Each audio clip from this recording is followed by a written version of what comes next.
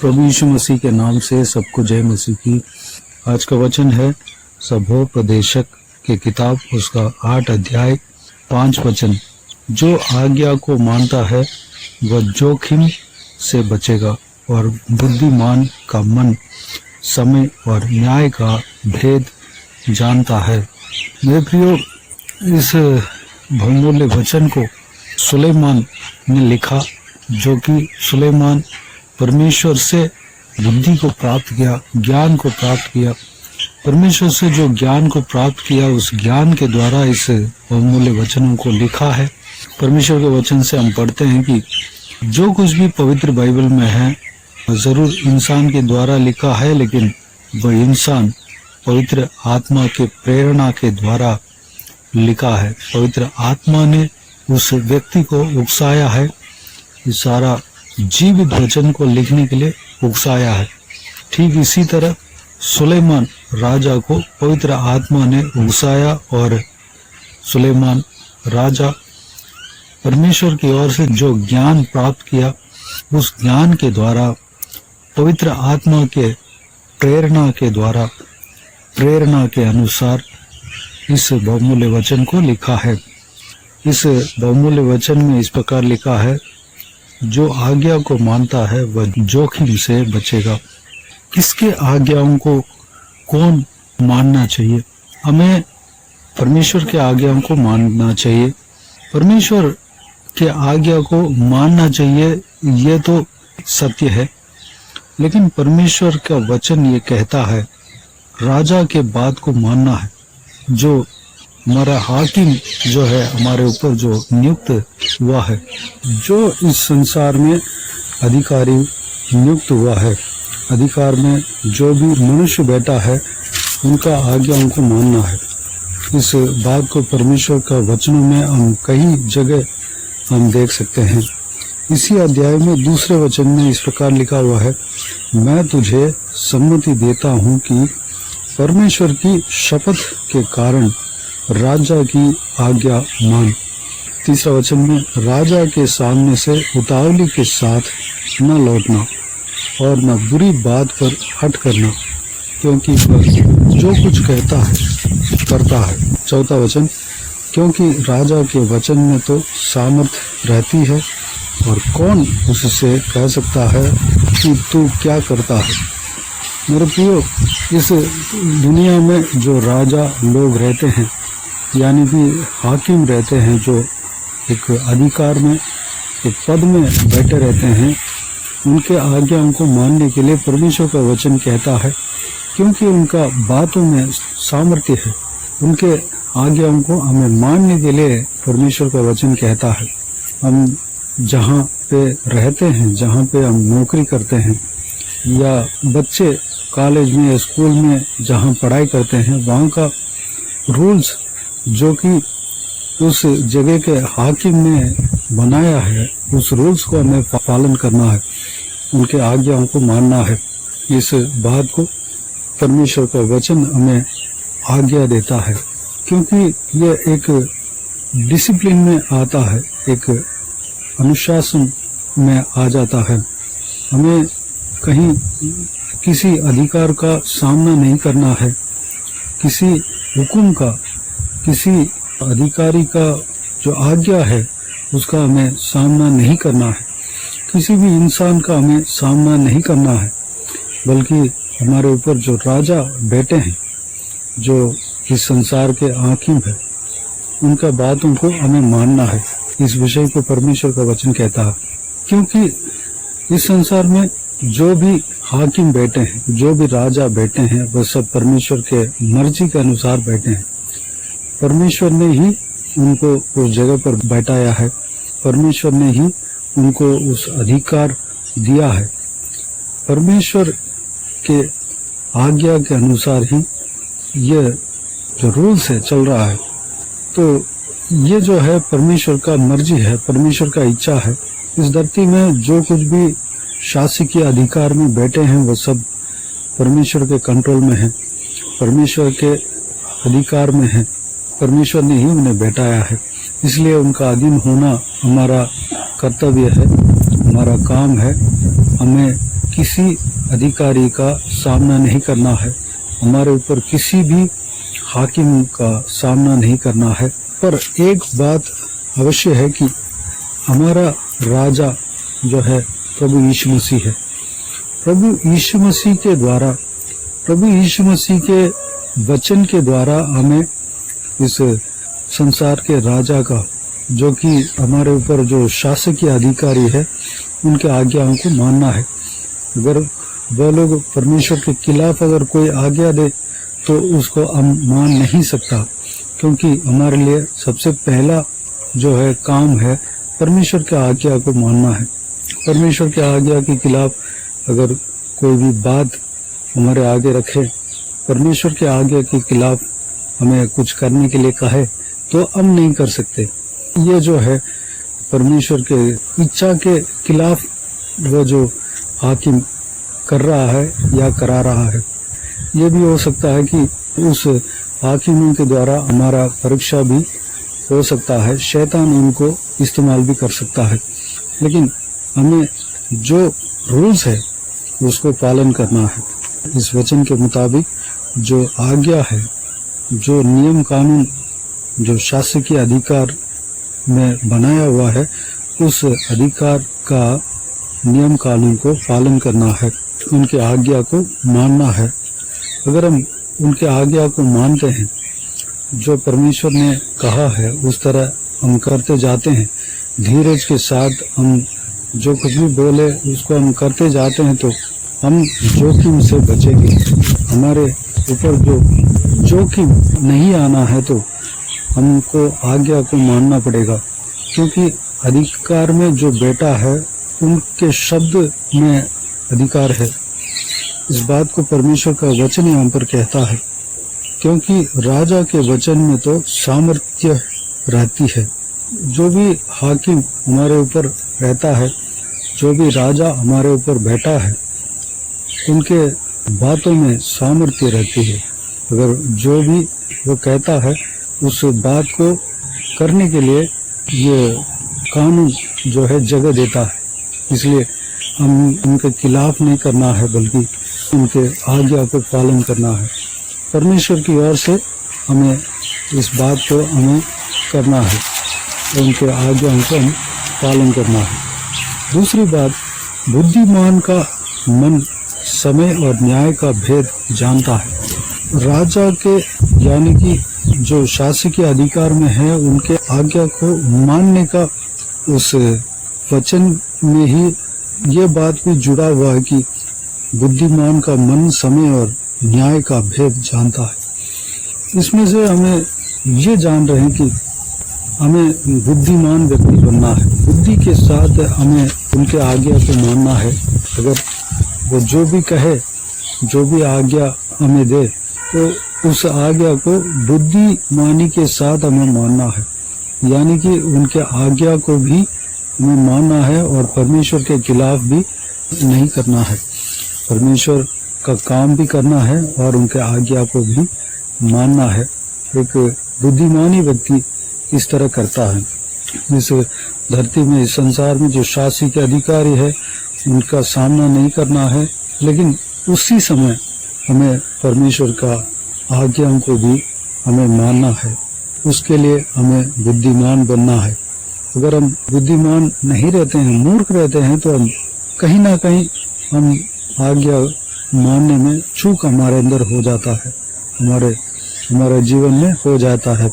या तो हम परमेश्वर के आज्ञाओं को मानने में हम डिस्टर्ब हो जाएंगे, या तो हमारे जो जहाँ भी हम रहते हैं उस जगह पे जो शासकीय अधिकारी है उनका हम कहीं कहीं कभी कभी सामना कर लेते हैं, उनका आज्ञा को नहीं मानते हैं। हमें दोनों बातों को मानने के लिए हमें बुद्धि चाहिए, हमें ज्ञान चाहिए। जो ज्ञान बुद्धि कैसे मिलेगा? इस बहुमूल्य वचन के अनुसार चलने के लिए हमें बुद्धि ज्ञान चाहिए। बुद्धि ज्ञान कहाँ से मिलेगा? प्रभु यीशु से मिलेगा। हमें बुद्धिमान बनना है। बुद्धिमान अगर हम बनेंगे तो हमारे मन समय और न्याय का भेद जानेगा। कौन सी बात करने से हम जो इस संसार में जो फंदा है उससे हम बच सकते हैं, कौन सी काम करने से हम परमेश्वर के इच्छा के अनुसार हम चल सकते हैं, परमेश्वर के आज्ञा के अनुसार भी हमें चलना है।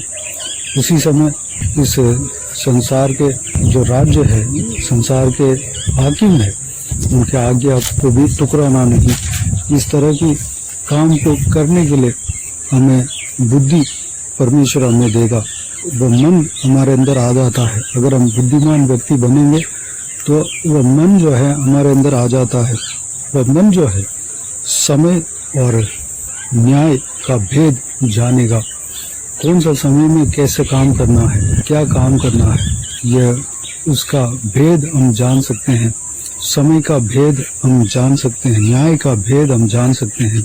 हमें सबसे पहले परमेश्वर के आज्ञाओं को ही मानना है, उसी समय शासकीय अधिकारियों का अधीन भी रहना है।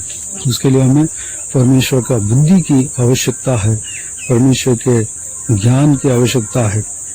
इस संसार में हमारे बुद्धि के अनुसार जब हम चलेंगे तो हम नहीं चल पाएंगे, कहीं ना कहीं ठोकर हमारे आगे आ जाएगा।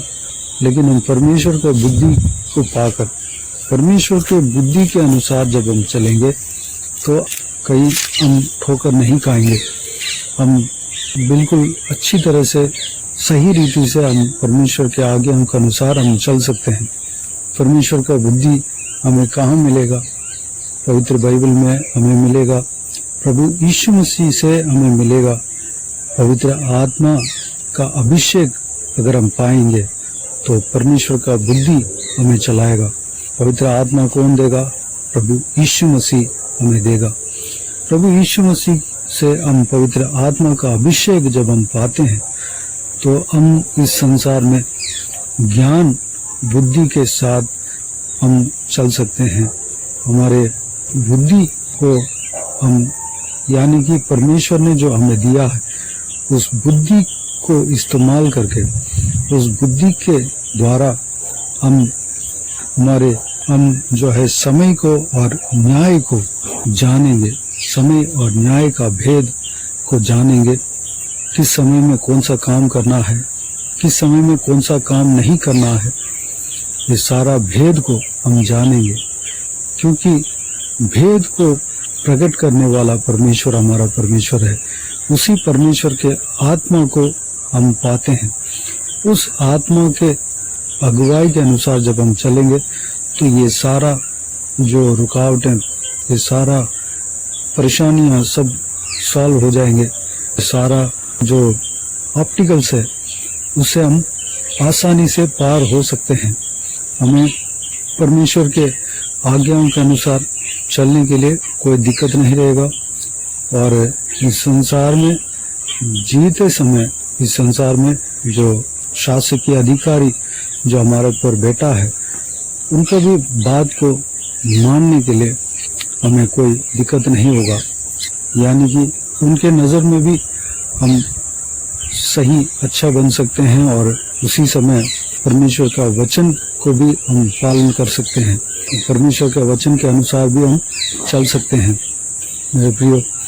लेकिन परमेश्वर के आज्ञा के खिलाफ अगर कोई आज्ञा आता है, शासकीय अधिकारियों के द्वारा हमें आज्ञा आता है, उसको हमें नहीं मानना है। क्योंकि वो जो है शैतान के द्वारा हमें परखने के लिए वो जो आज्ञा आता है, उस समय में ज्ञान के साथ, बुद्धि के साथ हम चलने के लिए पवित्र आत्मा हमें मदद करेगा मेरे प्रियो।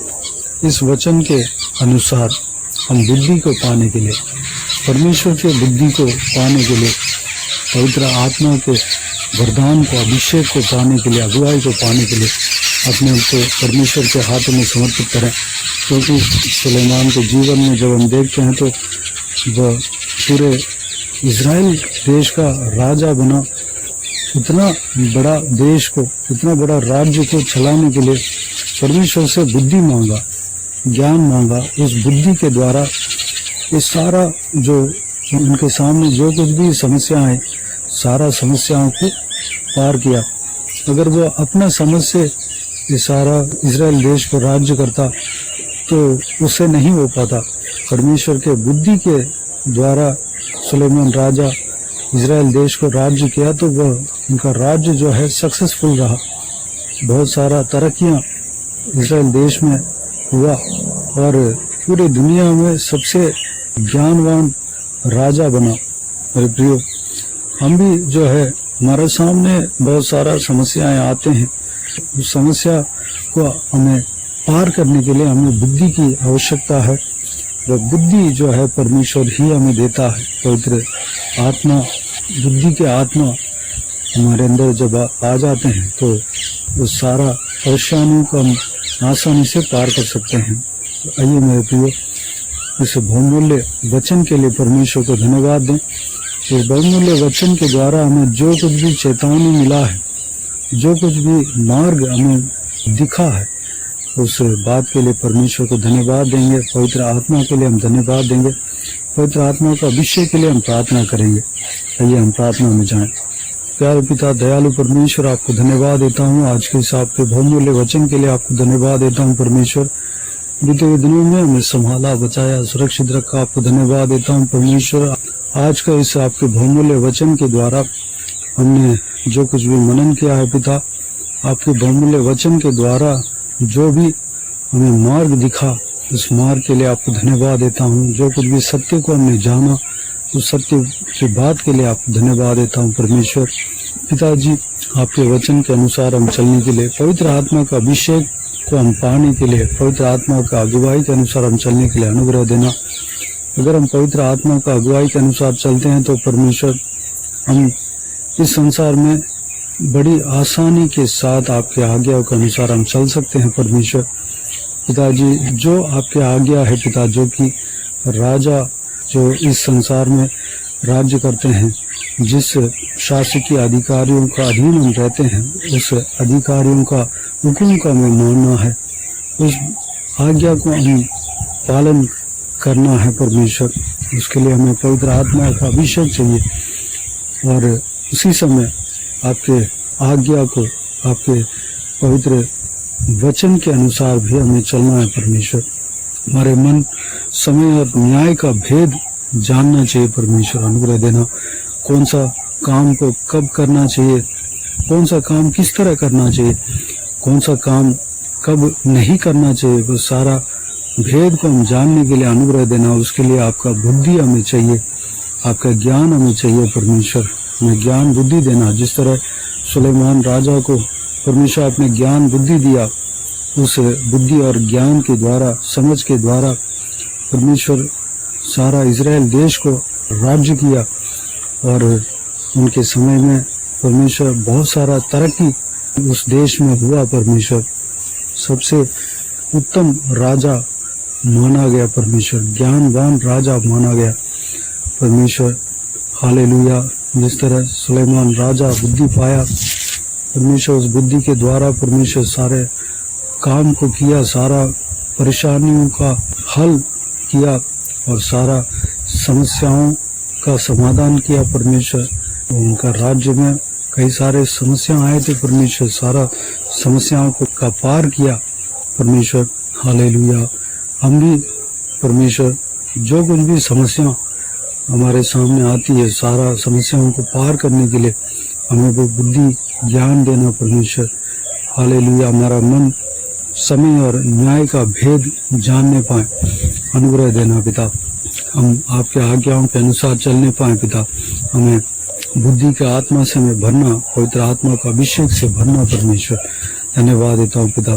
शासकीय अधिकारियों के द्वारा जो भी आज्ञा आपके खिलाफ अगर आए तो परमेश्वर उस आज्ञा से बचने के लिए भी परमेश्वर आपके बुद्धि का आवश्यक है परमेश्वर।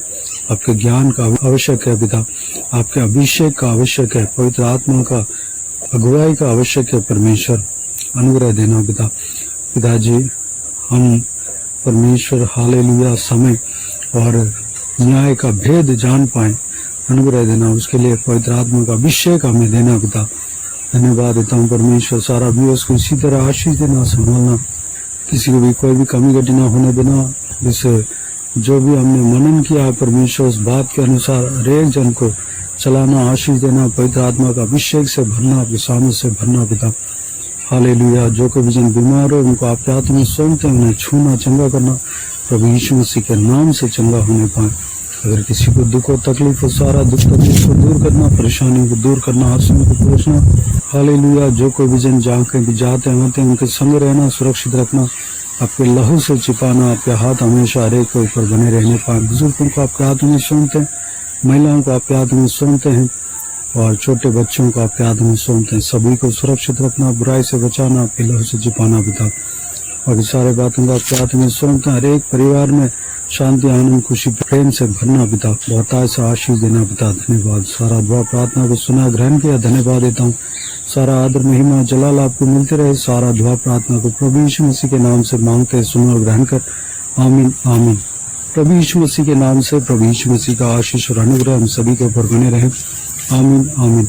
मेरे प्रिय, इस चैनल को सब्सक्राइब करें और शेयर करें। अगर किसी को भी प्रार्थना का विषय हो तो डिस्क्रिप्शन में दिए हुए नंबर पर कॉल करके प्रार्थना करा सकते हैं। हम आपके लिए प्रार्थना करेंगे। आप अपने व्यक्तिगत प्रार्थना में हमारे लिए प्रार्थना कीजिए। सेवकाई के लिए, सेवकाई की उन्नति के लिए, सेवकाई में जुड़े हुए हर एक जन के लिए, हर एक आत्मिक उन्नति के लिए, तरक्की के लिए, आत्मिक आशीष के लिए, संसारिक आशीष के लिए प्रार्थना करें। प्रभु यीशु मसीह आप सबको आशीष दे। इस सेवकाई के द्वारा परमेश्वर आपके जीवन में कार्य किया हो वो भी हमें बता सकते हैं, ताकि हम सब मिलकर परमेश्वर को धन्यवाद दे सके, महिमा कर सके। प्रभु यीशु आप सबको आशीष दे। आमीन आमीन।